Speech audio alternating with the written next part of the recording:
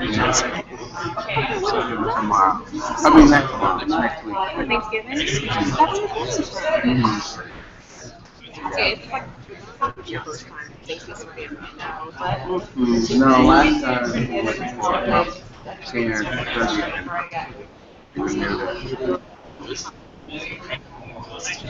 parents' 30th anniversary. I just like we went there once. Yeah, but there was.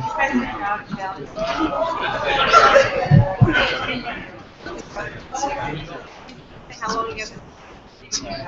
That's my first time I've ever. Maybe Tuesday. And then we what was that? How long was that? Well, it's 13, 14 hours. No, we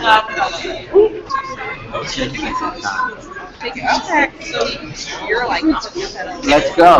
What are we doing? Wide open road.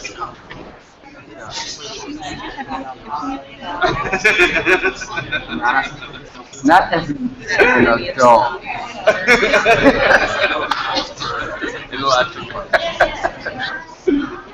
I can't remember last time I got a key.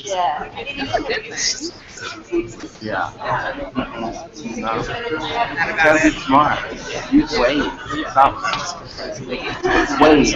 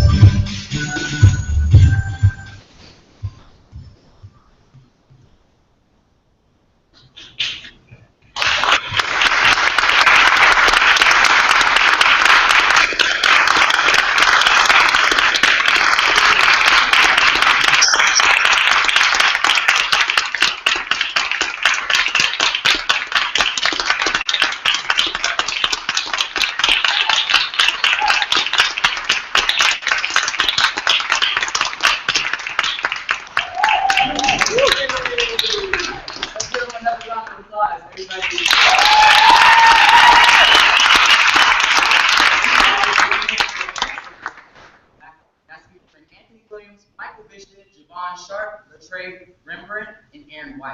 all can catch the full featured performance this December 10th at the New Facebook Theater as well. So everyone, let's go out. Very well. My name is Dwayne Bacon, and I'd like to welcome everybody tonight to the 7th Annual My People Film Festival. Thank you all for joining us. And I'm really excited to see so many new faces. Hey! I'm really excited to see so many new people here tonight. So, as always, we have some exciting films to share with you all. I would actually, at this time, like to turn the lead over to the fellow who's actually curating. And he's actually one half of the mastermind behind the creation. We'll all focus your attention to this large white screen behind me. I present to you Mr. Joseph Hall.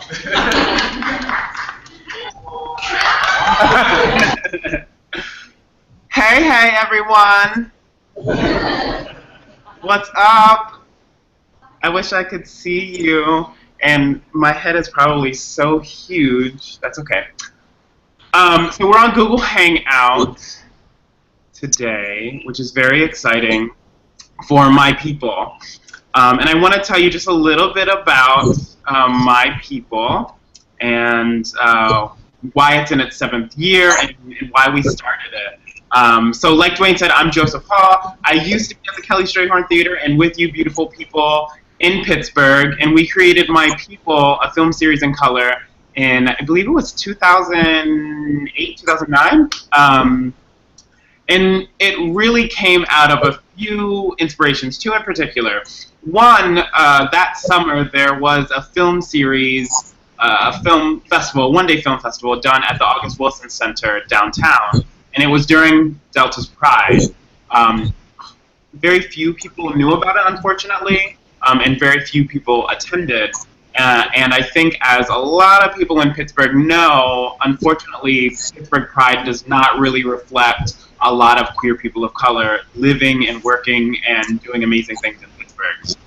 So, the Kelly Strayhorn Theater, named after Gene Kelly, most folks know who he is, who grew up in Pittsburgh, and Billy Strayhorn, who grew up in Pittsburgh. A lot of folks, unfortunately, don't know who he is, but I'm going to educate you. He was a phenomenal jazz composer, pianist. He worked with Duke Ellington. He wrote Take the A Train, among many other fantastic jazz standards, really, now. He was black and gay. He died in the 1960s. So, I mean, he was gay when gay was not in vogue, how it seems to be sometimes for some communities. So, you know, it was hard, and that's probably one reason why folks don't know his name as much, and one reason why he was in the background so much. So this is in part to honor him, to honor his legacy, but also to really uplift the experiences, the stories of people now. And that's one of the reasons why I'm so excited that the series continues, and why I'm so excited to have hashtag Black Man Dream and Shikeith with us. So, everyone, remember to talk very loud for Google Hangout so that I can hear you and other folks who are viewing can hear you. After the film, we are going to have a conversation with Shikeith. For those of you on Google Hangout, I've posted it to the side, so you can actually click on the link and go to Vimeo and watch the film with us. We'll be kind of muting our broadcast so that you can watch it on your personal computer, and then at Kelly Strayhorn Theater, they will watch it in studio on the stage. So I'll turn it over to Dwayne and Shikeith.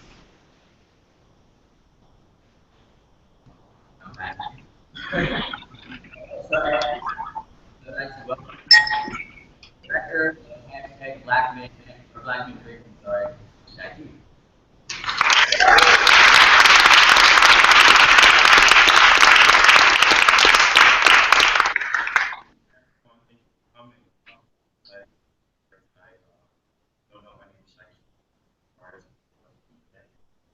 My work is for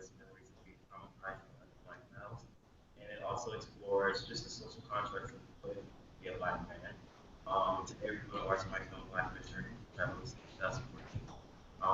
The film explores a taboo for black manhood, emotion. So I hope you all enjoy it. We'll have a conversation afterwards. Thank you.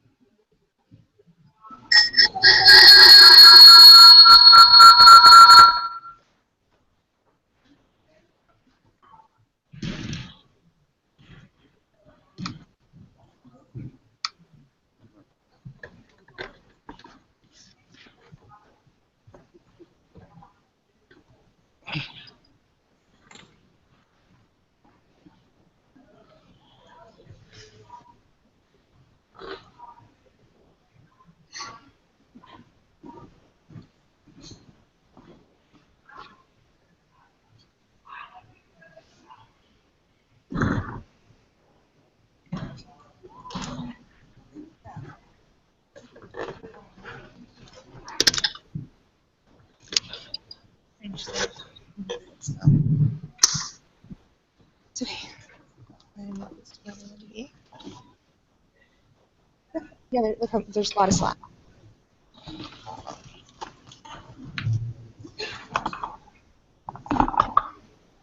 Yay.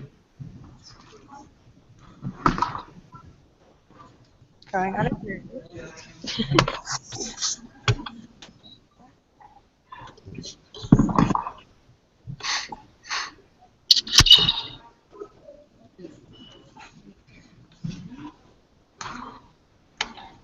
Yeah, that work? Can you see anything? Me at least. We can see you? And that's okay. Yeah. Yeah, I can see.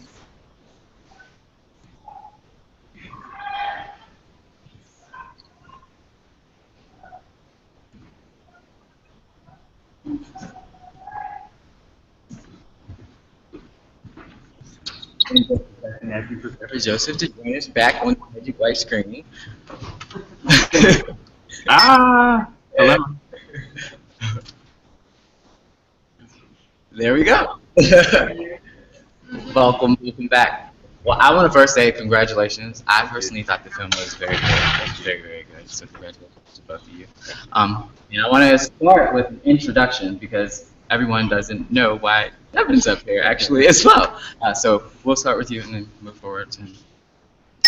So, introducing Devin. Yeah. Oh, Devin, he's a friend of mine from college. The people in the film I had relationships with that I, didn't necessarily explore certain things with them. But then the majority were strangers. But Devin was probably one of the closer people in my life that I hadn't brought any of these topics with. And Devin's also an artist. He actually teaches over at Harmony. He's a painter. So we both grew up in Philadelphia. I grew up in North Philly, and that's like pretty much. But he grew up on the other side of town, and during the interview, I realized we had a lot of similar shared experiences that I thought, growing up, that he probably would have never had to deal with. You know, Me growing up, I would watch like the Disney movies and things like that, and I would idolize those types of suburban neighborhoods. And the token black kid in the movies and whatnot, and I would always want to be like them. And I just thought that their lives were so ideal. Having Devin in the film, I kind of got to see that that wasn't necessarily the case. And Devin, how do you feel that the film's intentions really related to you? Like, what really made you feel like you wanted to be part of this film, hashtag Black Men? Well, when I agreed to do the project, I didn't know what questions I was going to be asked exactly, but I trusted him as an artist and knew that this would grow into something that would be really interesting. And I think it allowed a lot of different types of voices to come together, straight, gay, from all different types of neighborhoods, even Africa. And so I thought that was a really important thing to be a part of, and not being sure of.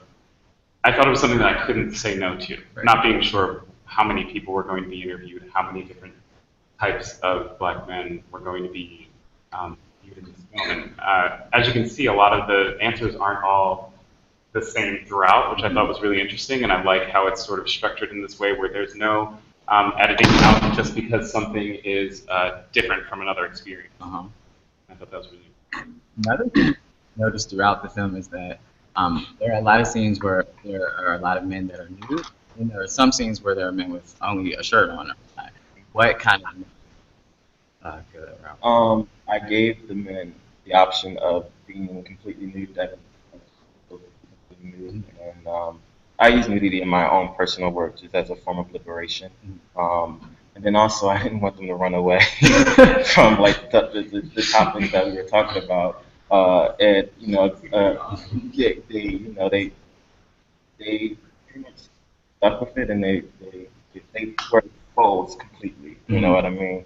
If they chose to wear a white top, they were exposed. But, it was just like a visual it was both a visual and also a strategic move, Oh.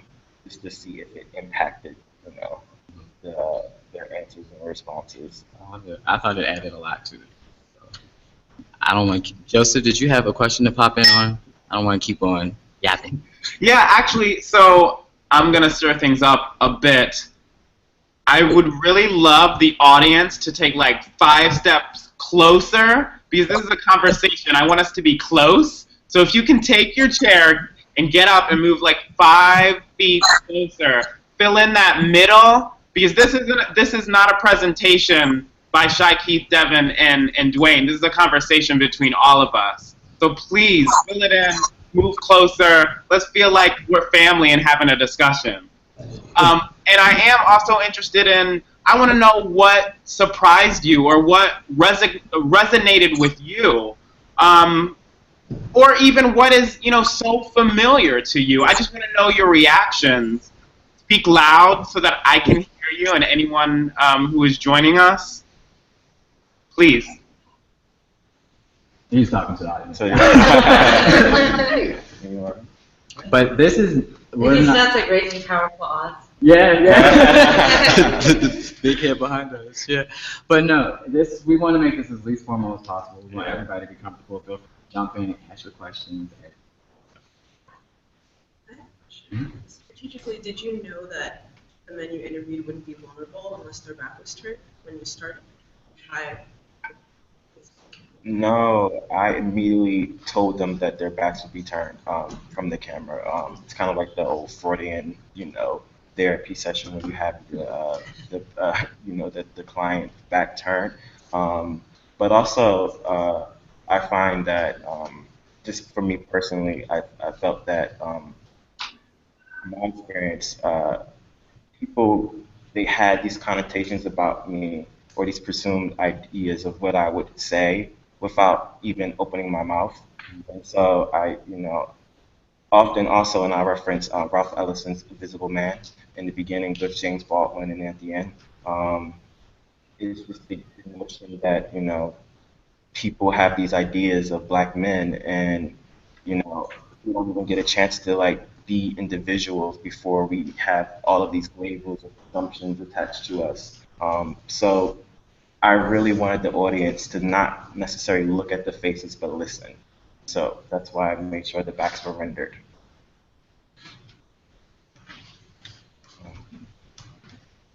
Any other questions from audience?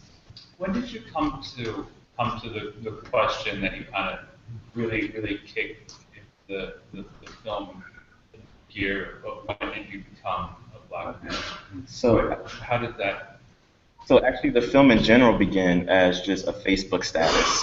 Back in 2012, I was like starting to like really figure out where I wanted to go as an artist. Previous to just stepping back into contemporary arts, I was doing fashion work, and a lot of that was rooted in just my childhood and kind of giving up art because in middle school I was ostracized and bullied to the point of a suicide attempt, and so kind of to just protect myself from being seen because art is a really personal thing, and it was probably the only thing that I had to like express myself to be vulnerable.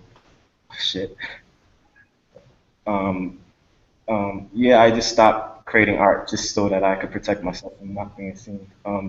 So that I felt like art was the only thing that I had to give up. Just because ideally I thought that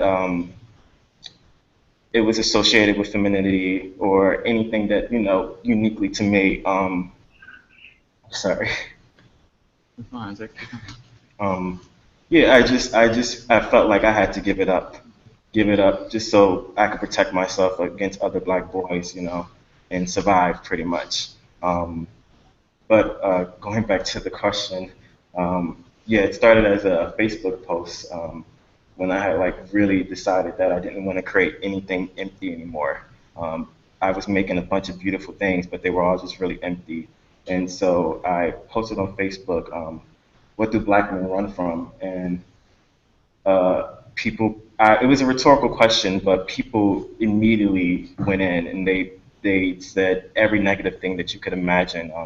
Black Men Run from Child Support, Black Men Run from Love. It felt like no one really had any compassion towards Black men in general. So from that Facebook status, I wrote down a list of questions that are featured in the film, and this was back in 2012. And then the opportunity came along with Jessica Ramel to come to Pittsburgh and apply for the Advancing Black Art grant through the Ford Foundation and the Heinz Endowment. And the idea that I proposed was Black Men Dream, and I hadn't really had too many opportunities in art before, in contemporary art, before this opportunity came along. And just from a Facebook status to a film, and it's pretty much started worldwide.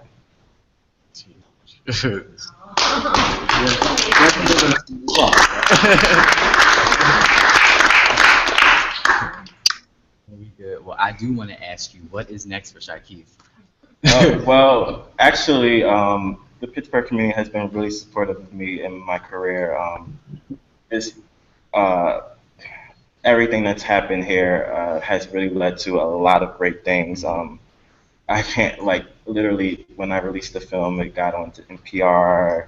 It's gone through every big time international publication you can imagine. Actually, 2 weeks ago, a contemporary museum out in Poland reached out to acquire the film. Nice. It's just been remarkable. But also, this week I learned that I actually got the Advancing Black Art grant again. Nice. So I'll be back here in residency, and also in June I'll be a part of River Arts Festival. I'll have an exhibition and a public piece out on the scene. So that'll be another opportunity to kind of experience my work, and it's again, exploring personal things, personal traumas. I'm excited. I'm really excited about everything. There's another documentary in the midst that's a little bit more personal, that deals with sexual abuse, and again, just touching on everything that has occurred to me, and just putting it all out there and being transparent, because through this film alone, I've seen how impactful it is to just live in your truth and be honest with your art and not being afraid, because being silent as an artist is probably one of the most dangerous things you can do. Really agree. I definitely appreciate that the film is so liberating. I feel like watching this film, it's nice to actually know that there are other Black men that experience the same thing as me growing up or something. I'm not the weirdo. So I really appreciate that a lot. Thank you. What I love is that I feel like, first of all, I just fell in love with everyone in the film. I'm in love with you, Devin. I just wish that we could approach each other like that all the time. There's not this facade, whatever it is. Some of the things that I wrote down during the film, things that struck me and things that resonate with me, and my own story, my shared story with the people in the film is, I think it was Devin who was talking about being folks saying, you sound white, you act white, or whatever. Talking about depression, which when do we ever talk about Black people in general suffering from depression, let alone Black men? The idea of racism, someone called out racism in Pittsburgh, and then in the next shot, someone called out racism abroad. And I love how that kind of opens up, because I feel like, especially in Pittsburgh, there are many, many problems in Pittsburgh, but so many of those problems exist in the same way or different ways in other cities. I'm here talking with you in the Bronx. I'm at my office in the Bronx, the BAD, Bronx Academy of Arts and Dance. And so many things that have surprised me in particular about the arts community is that we suffer from the same things that people of color, artists in Pittsburgh suffer from. Yes, there are more Black people here, there are more people of color, there are more queer people, but so many of the same things are happening here. The other things that I wrote down is just the idea in general of being seen as weak. Isn't that such a fear that we all have? But we can't be strong all of the time. No one can be strong all of the time. And the idea of like wanting to cry, that really struck me too. I can count the number of times I've cried in the past 10 years, probably one hand. So thank you so much for making your own self that vulnerable to make that film, and also all of the subjects in it. You included, Devin. And I really do want to get a sense of what was surprising to you, or what you learned from the folks who watched it in the audience. Was there anything, that hit you, or you share in common?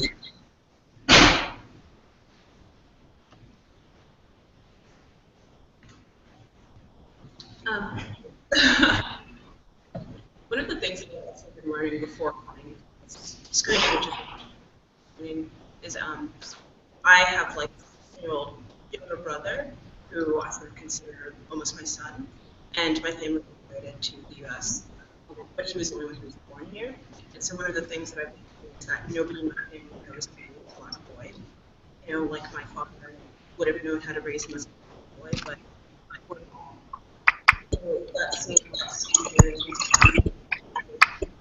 black when that young, like white girl, sort of, pointed to Pointed as out, such. yeah. Yeah, it's something that I've been thinking a lot about in terms of like, how do you even know how to raise, black? You never consider it. Yeah. Yeah. I have that all the time, actually. I feel like probably just with my own family in general, and probably African Americans or Black people, whatever you prefer to say,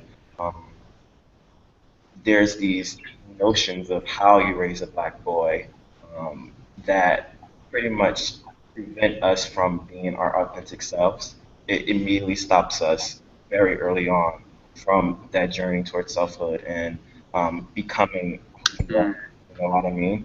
And then it's also, if it's not inside the family or intercultural experiences, then you also have to deal with the outside, like in the mainstream world. And so you're always just kind of like, somewhere in between. And you're trying to figure out, do I go and do this side, or do I go on this side? Or do I wear this mask, or do I wear this mask today? And it's an internal conflict, what I mean? And for me, a lot of it came up in the dreams that I would have.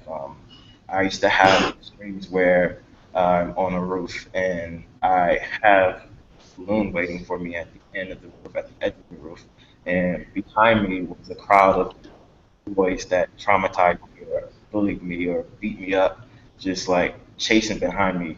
And so I would run towards that balloon, and I would have it in arm's reach, but I would like look back and it would be at the edge of me, and for whatever reason I would try to grab it, but I would fall and die. But as I began to like work through my issues and my relationships with other Black men, the dream kind of started to cease. And the final time I remember having a dream, I was at the edge and I finally grabbed the balloon and I floated away. And you see those images in my work today. And it's really interesting how a lot of the turmoil or the external experience kind of manifest in your dreams or your thoughts. You know what I mean?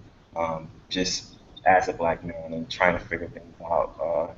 I did do some research. I don't know if it's actually scientific research, but dream moods and things like that, and what certain things represent. And seeing a balloon represents depression or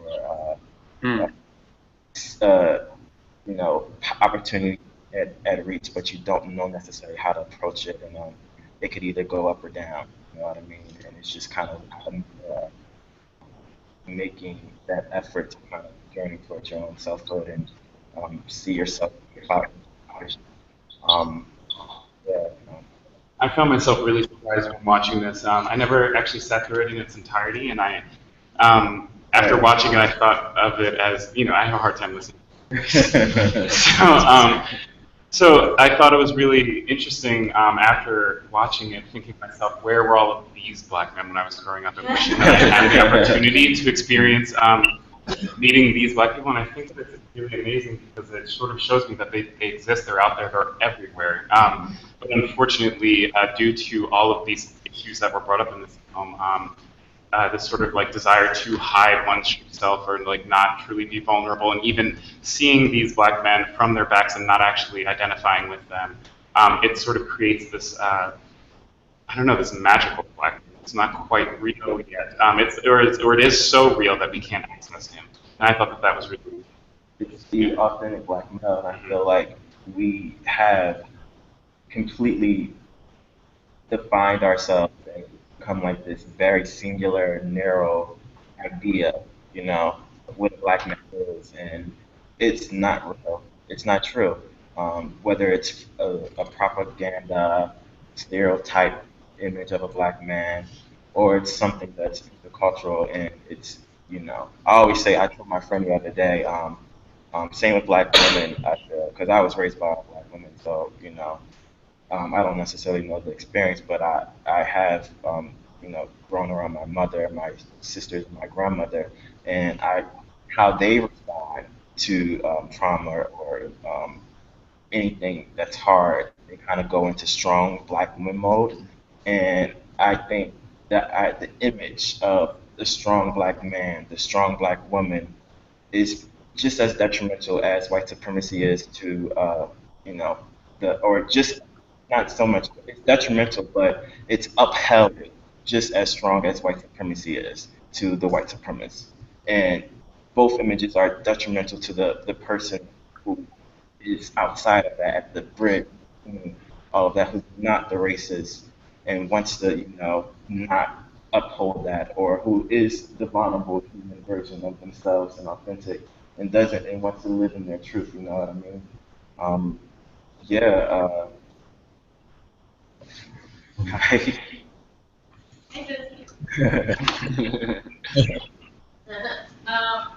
Hi everybody, thanks for being here. I have a lot of questions, but I'm just going to ask one.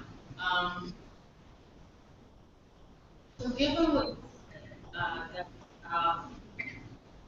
sort of recognizing that these men are everywhere, which I think is an important thing because I often hear people talking about black men, good black men, as though they're exceptions.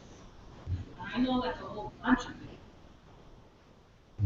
even the bad black men. But that idea that people are exceptions is always problematic to me. But I'm wondering if you could set that and feeling and knowing what I felt most of my life, which is that these men are everywhere. How has it changed, if it has, changed the way you build relationships with people you're meeting now? You know, I find myself like for a while, and we actually had a conversation last night with all three of us talking about going to black barbershops. And so, you know, after having done something like this, also just having grown up a lot more, I approach interacting with other black men very differently and much more openly. I used to be very, very self-conscious about going to an all-black barbershop, being a queer black man, and having that sort of like nervousness of you know, they're very masculine guys in there often, and so not, you know, sort of fearing even just opening my mouth and talking, having them find out that I'm either gay or like I grew up in maybe more white neighborhood and how they might treat me or interact with me differently. And so I no longer really do that, and I just am who I am and have regular conversations with people now. And I think after watching this, I think it sort of like really reinforces that. When I say that they're everywhere, I don't even mean that there are a few in a bunch of locations. I mean that they are in every single black man. And I think that they're all just underneath some layers, you know. And so I think that that's how I. Right. Exactly. Yeah.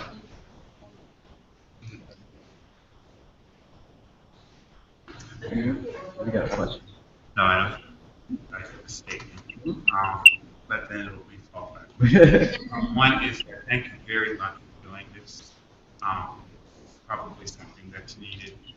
Um, not that probably it is something that is needed and seen by many young black men.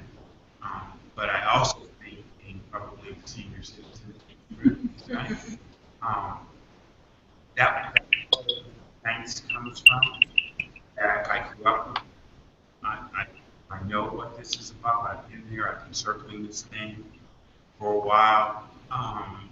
And one thing that surprised me is that it really didn't stand with seniors. Oh, yeah, absolutely. There are your stories. Yeah, you know, And you're hitting things. yeah, there's a long legacy of, behaviors. Yeah. Just like, again, the strong black man, the strong black woman, we know where that comes from. That comes from a time where it was necessary. You know what I mean? A time where you had to kind of assert your humanity when you, by law, were not human. And a lot of that has kind of become, and a lot of it has embedded itself into, like I said, I asked, how were you raised to, deal with your emotions by your mother and your father? A lot of those behaviors have become like accustomed to the culture. You know what I mean? And I don't center my work on anything that's happening outside. I don't think that it's necessary. Like Toni Morrison says, that don't get caught up in the distraction of racism. I like to focus on black issues from within the black community because I've only grown up and interacted a great deal of my life with black people, and so by centering my work interculturally, it's just a step towards figuring out what happened in the past and kind of like going towards the future. I'm always trying to look towards the future, you know what I mean? We have what happened in the past, we have what's happening now, but we really need to look to the future, you know what I mean? And so I hope that my work really helps people imagine what the future is for the black community, you know what I mean? How black men are going to be in the future, how we can get there. And it's really going to take your generation, my generation to kind of hold hands and like lead the way. Great piece. Right. I'd like to also say thank you.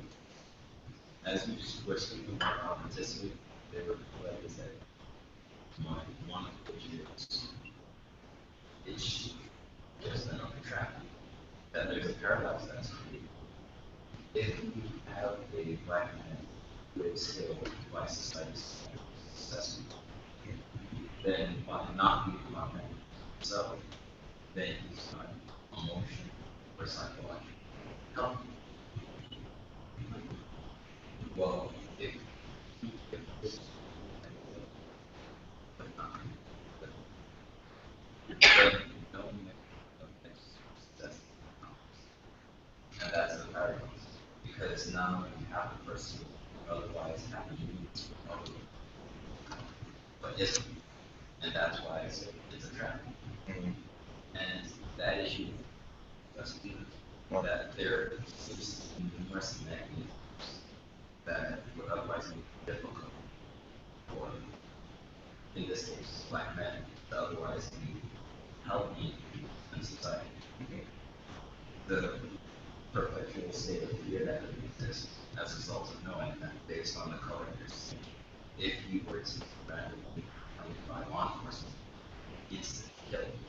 And the cognitive dissonance that has to occur, knowing that and still being a functional member of society. Yeah.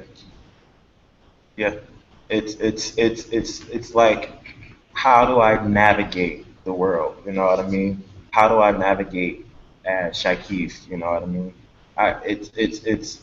It's difficult. It's really difficult, and I wish I had the answer, but I don't. And I don't know how it can happen to so that it happens for each of us. But I mean, if I can do something that changes an individual to kind of motivate them to, you know, look at the world and, you know, then look at themselves and say, you know, am I going to be living for the world? Am I going to live for myself? You know what I mean? And that means, like at the end, the guy was talking about how he knew that in order for him to be successful, he was going to have to destroy himself. That was like a thing that was running in his head. He knew that he was not going to have to be, he couldn't be himself to be successful. You know what I mean? Me personally, I'm finding that success is, I feel successful when I'm causing, you know, change or causing people to feel better about themselves versus, you know, what's been structured so far in America, you know, the nice car, the nice home.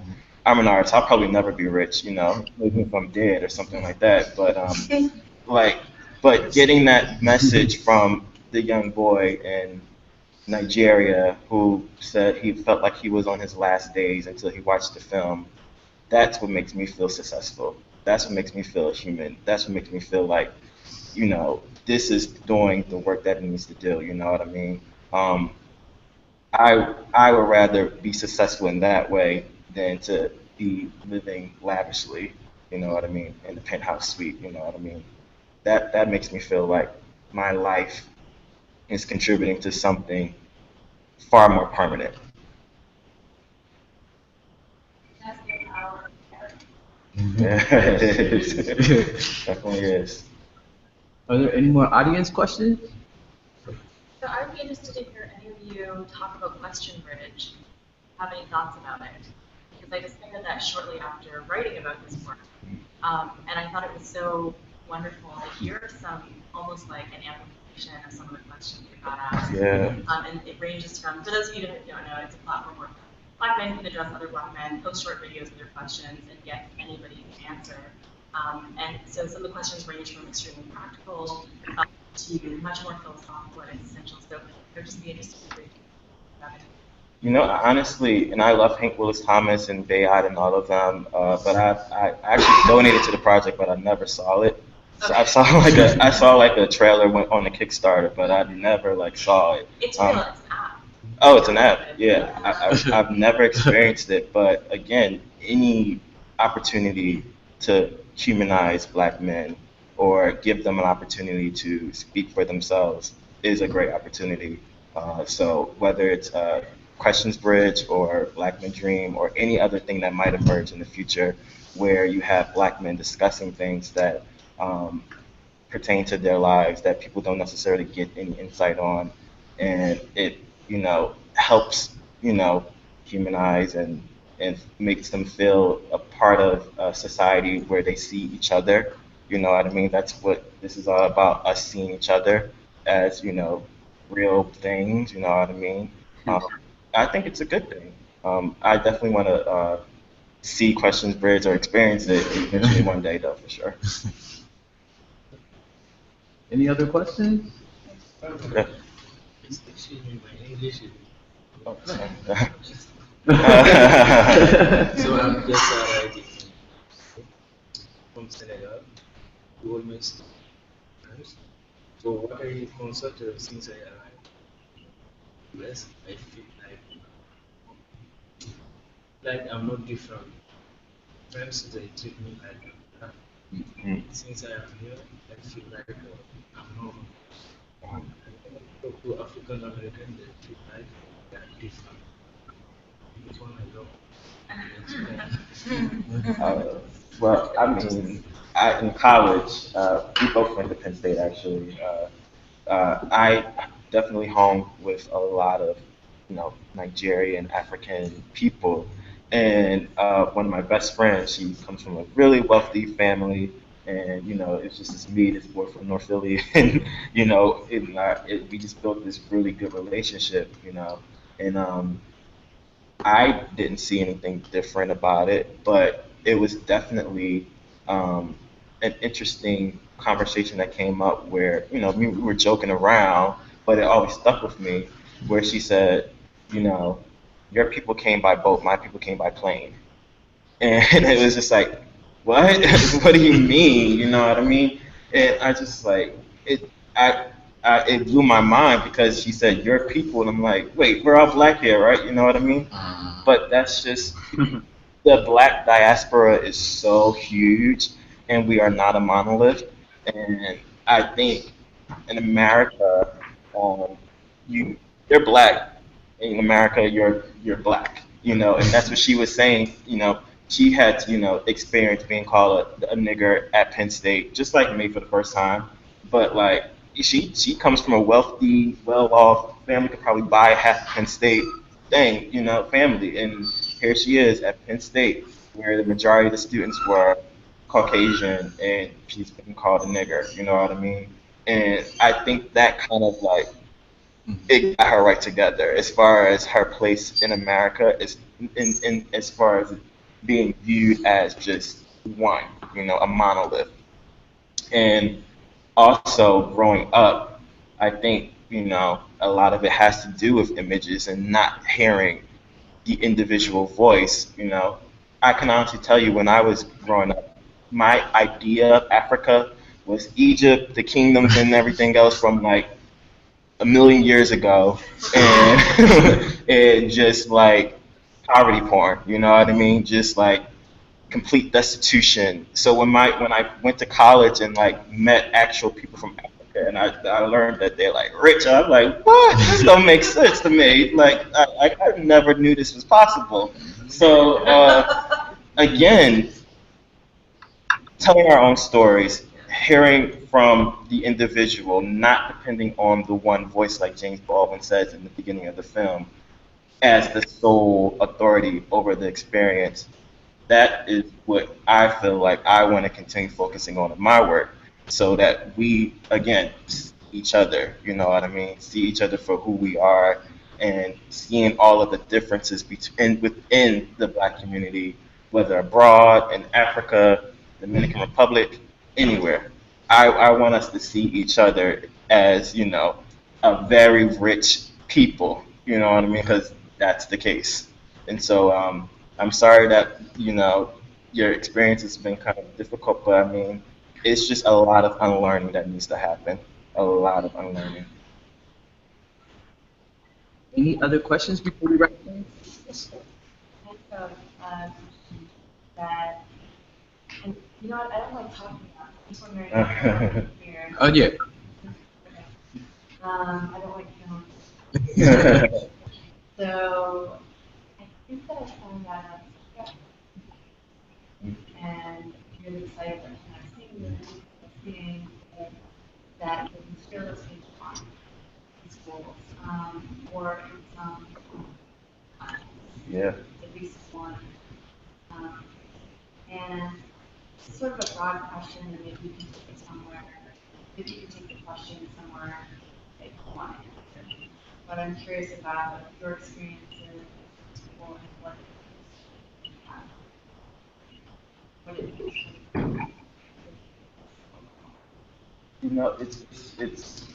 It feels incredible. Obviously, I remember being in class and just daydreaming like I can't wait till one day, people talk about my work, but and I'm not talking about freaking stupid people. You know what I mean? It was just like it was surreal, honestly, to learn that your work is being taught at Columbia, your work is being taught at UCLA, it's in Morehouse, and it's like, what? How did this happen? You know what I mean? Because I'm just me. I don't have a gallery. I don't have any of the things that come with a master artist. You know what I mean? But here I am. Literally a few weeks after NPR released the film on their website, I Googled my name, and I saw that like I was being mentioned in a commencement speech at the University of Colorado, and he mentioned me as an artist that is changing the world, and I just was like, Lord, you know what I mean? To have had that kind of impact really early on with like very early work, it's remarkable, it's really remarkable. I just hope you stay along for the ride. I'm really interested. Yeah. hopefully they can come out to Pittsburgh sometime. I mean, Devin Gale. Okay. Similar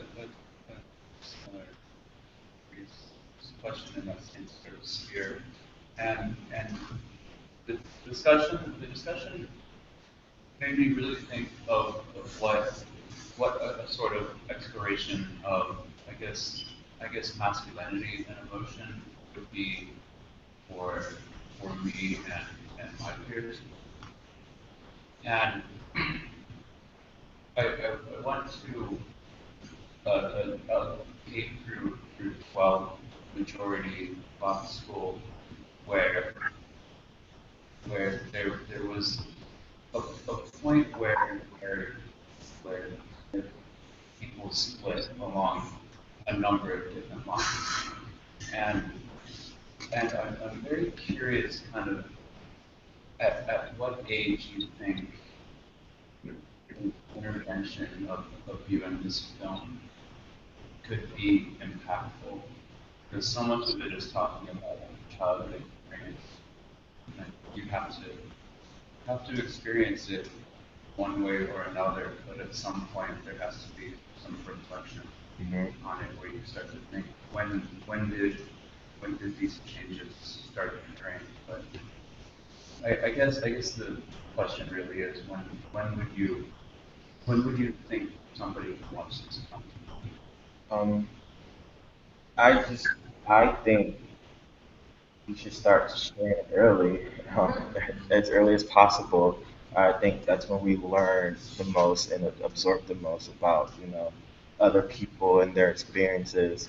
And I think, because my experience growing up was so guarded from seeing, a range of different people. Like I said, I really depended on Disney movies to see, white people or other people outside of my culture, whether it's Indian people through Aladdin. Like I really depended on those images, and they weren't real. You know what I mean?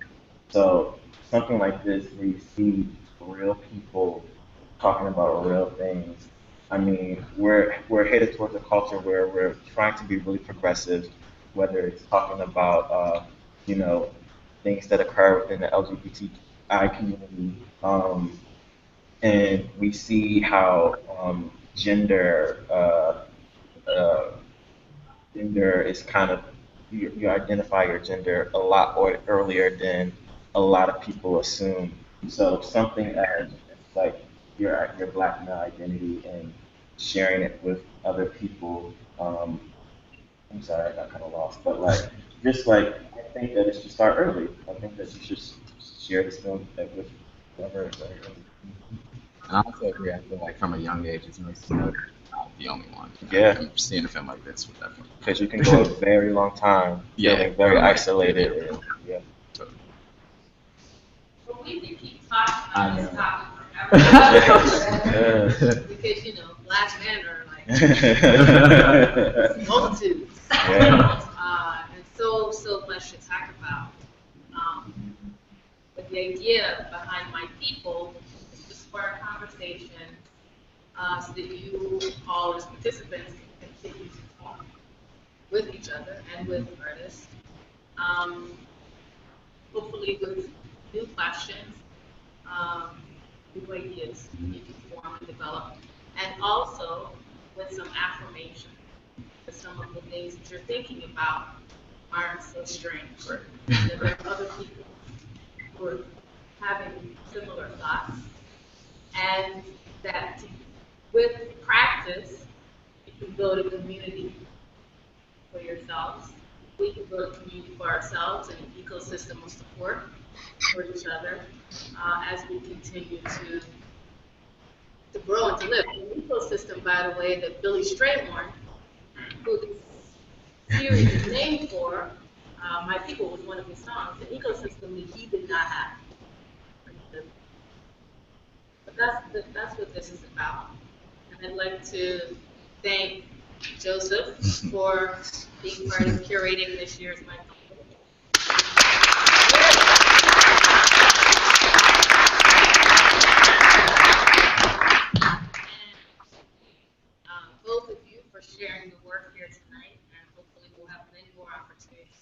correct? And Dwayne and Andrea and everyone working, and Anthony for being on. Thanks to all of you. Yes. And hashtag.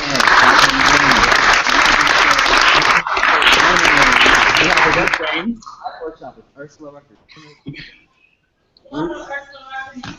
Yes. 10 a.m. tomorrow at the Hour Studio. Hey, Dwayne, I have a few more things to add. Can you all hear me? Yeah, we hear you, Joe. Okay. I don't know if anyone mentioned next week's My People. Did anyone mention that? No. No? Okay, so next week we have another evening, Tuesday, 7 o'clock at Kelly Strayhorn on the stage. We're showing 2 short films, 30 minutes each. We keep it real short, real simple. And you know, I love this discussion and it's great. But so often we are so focused on black men that we actually don't talk about black women and all the things that are happening with black women. So next week we have a film by a black woman and a musician who will be performing her music. She's from DC. And we have a film by a person who identifies as genderqueer. And both films use magic and tradition in a really interesting way. So I hope you can join us. Invite a friend. We'll see you then. Thank you, Joseph. And thank you all. Fred, thank you.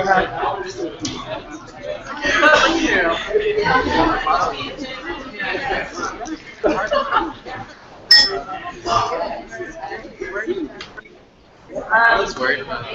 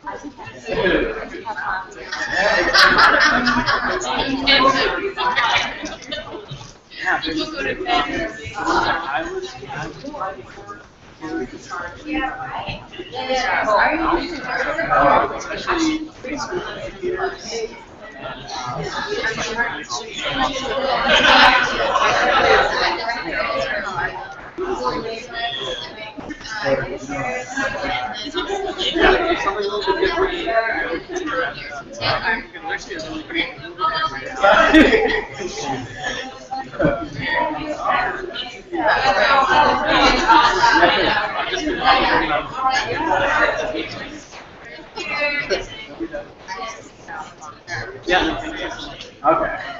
Thank you all. Yeah. Run over. Yeah.